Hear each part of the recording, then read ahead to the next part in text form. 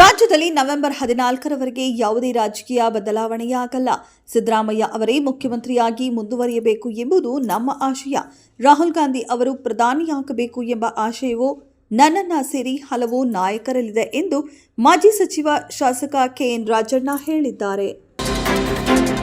ಕೈಗಾರಿಕಾ ತ್ಯಾಜ್ಯ ಮತ್ತು ಚರಂಡಿ ನೀರು ಸೇರಿದಂತೆ ಸಂಸ್ಕರಿಸದ ತ್ಯಾಜ್ಯ ನೀರನ್ನು ಬಿಡುತ್ತಿರುವುದರಿಂದ ಮೈಸೂರು ಮತ್ತು ಬೆಂಗಳೂರಿನ ಜೀವನಾಡಿ ಕಾವೇರಿ ಮತ್ತು ಕಪಿಲಾ ನದಿಗಳು ಹೆಚ್ಚು ಕಲುಷಿತಗೊಳ್ಳುತ್ತಿವೆ ಎಂದು ರಾಜ್ಯ ಮಾಲಿನ್ಯ ನಿಯಂತ್ರಣ ಮಂಡಳಿ ಅಧ್ಯಕ್ಷ ಹಾಗೂ ಶಾಸಕ ಪಿಎಂ ನರೇಂದ್ರ ಸ್ವಾಮಿ ಕಳವಳ ವ್ಯಕ್ತಪಡಿಸಿದರು.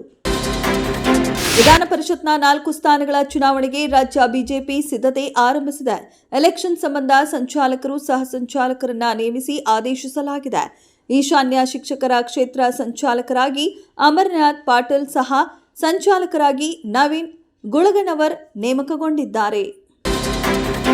ಗ್ರೇಟರ್ ಬೆಂಗಳೂರು ಪ್ರಾಧಿಕಾರದ ಅಡಿಯಲ್ಲಿ ಬರುವ ಬೆಂಗಳೂರು ಪೂರ್ವ ಪಾಲಿಕೆಯಲ್ಲಿ ಕಾಂಗ್ರೆಸ್ ಪಕ್ಷ ಅಧಿಕಾರದ ಚುಕ್ಕಾಣಿ ಹಿಡಿಯಲು ಪಕ್ಷದ ಕಾರ್ಯಕರ್ತರು ಮುಖಂಡರು ಪಣ ತೊಡಬೇಕು ಎಂದು ನಗರಾಭಿವೃದ್ಧಿ ಸಚಿವ ಬೈರತಿ ಸುರೇಶ್ ಕರೆ ನೀಡಿದ್ದಾರೆ. ಚಳಿಗಾಲದ ಬೆಳೆ ಋತುವಿಗೆ 37,952.29 ಕೋಟಿ ರೂಪಾಯಿ ರಸಗೊಬ್ಬರ ಸಬ್ಸಿಡಿಗೆ ಕೇಂದ್ರ ಸಚಿವ ಸಂಪುಟ ಅನುಮೋದನೆ ನೀಡಿದೆ. ಇತ್ತೀಚಿನ ಬಜೆಟ್ 2025ರ ಖಾರಿಫ್ ಋತುವಿನಲ್ಲಿ ಬಜೆಟ್ ಅಗತ್ಯಕ್ಕಿಂತ ಸುಮಾರು 736 ಕೋಟಿ ರೂಪಾಯಿ ಹೆಚ್ಚಾಗಿದೆ. ಸಬ್ಸಿಡಿ ರೈತರಿಗೆ ಕೈಗೆಟುಕುವ ಬೆಲೆಗಳಲ್ಲಿ ರಸಗೊಬ್ಬರಗಳ ಲಭ್ಯತೆಯನ್ನ ಖಚಿತಪಡಿಸುತ್ತದೆ ಎಂದು ವೈಷ್ಣವ್ ಹೇಳಿದರು. CM Siddaramaiah DCM DK Shivakumar ನಡುವೆ ಆಂತರಿಕ ಕಚ್ಚಾಟ ಹೆಚ್ಚಾಗಿದೆ.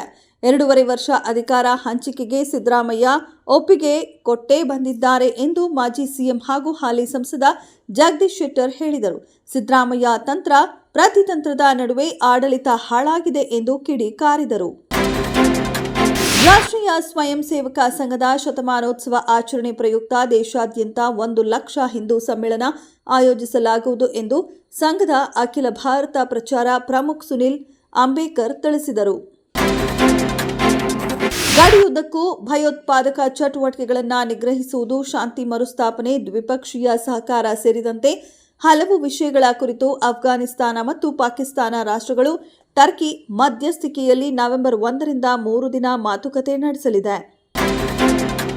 ಕೆಎಸ್ ಅಯ್ಯರ್ ಚೆನ್ನಾಗಿ ಚೇತರಿಸಿಕೊಳ್ಳುತ್ತಿದ್ದಾರೆ. ನಮಗೆ ಫೋನ್ನಲ್ಲಿ ಉತ್ತರಿಸುತ್ತಿದ್ದಾರೆ ಅಂದರೆ ಅವರು ಸಂಪೂರ್ಣವಾಗಿ ಚೆನ್ನಾಗಿದ್ದಾರೆ ಎಂದರ್ಥ. ಈ ಘಟನೆ ದುರದೃಷ್ಟಕರ. ವೈದ್ಯರು ಅವರನ್ನ ನೋಡಿಕೊಳ್ಳುತ್ತಿದ್ದಾರೆ.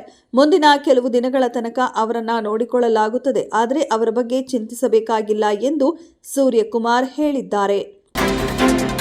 ಕ್ರಿಕೆಟ್ ಬಗ್ಗೆ ಒಂದು ಸಿನಿಮಾ ಮಾಡಬೇಕು ಎಂಬ ಆಸೆ ಇತ್ತು. ಅದು ಬ್ರಾಟ್ ಮೂಲಕ ಈಡೇರಿದೆ.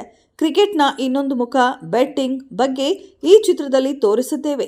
ಆನ್ಲೈನ್ ಬೆಟ್ಟಿಂಗ್ ಬಗ್ಗೆ ನನಗೆ ಮೊದಲಿನಿಂದಲೂ ಕುತೂಹಲ ಇತ್ತು. ಆ ಬಗ್ಗೆ ರಿಸರ್ಚ್ ಮಾಡಿದಾಗ ಈ ಕಥೆಯ ಐಡಿಯಾ ಬಂತು ಎಂದು ನಿರ್ದೇಶಕ ಶಶಾಂಕ್ ಅವರು ಹೇಳಿದ್ದಾರೆ. ಅಕ್ಟೋಬರ್ 31ರಂದು ಬ್ರಾಟ್ ಸಿನಿಮಾ ರಿಲೀಸ್ ಆಗಲಿದೆ.